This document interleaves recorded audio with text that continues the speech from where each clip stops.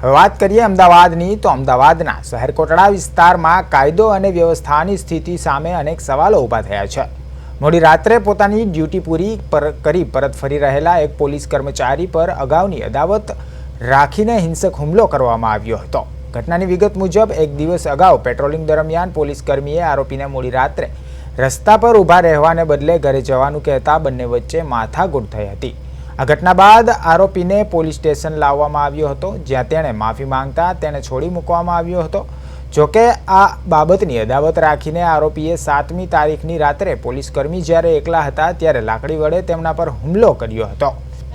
ફરિયાદી છે એમની ડ્યુટી પતાવી અને 11:30 વાગ્યાની આસપાસ એ નીકળી રહ્યા હતા અને જમવાનું લેવા માટે ઊભા હતા। એ દરમિયાનમાં આ જે આરોપી છે એણે લાકડાના ધોકા વડે એમની ઉપર હુમલો કર્યો છે અને એમાં એમને હાથમાં અને પગમાં ઈજાઓ થઈ છે અને આ બાબતે પછી એમણે તાત્કાલિક ત્યાં સહકર્મચારીઓ જે છે એમને જાણ કરી અને એ વખતે આરોપી ફરાર થઈ ગયા અને આ સહકર્મચારીઓ એમને સિવિલ હોસ્પિટલ લઈ ગયા અને સિવિલ હોસ્પિટલમાં એમની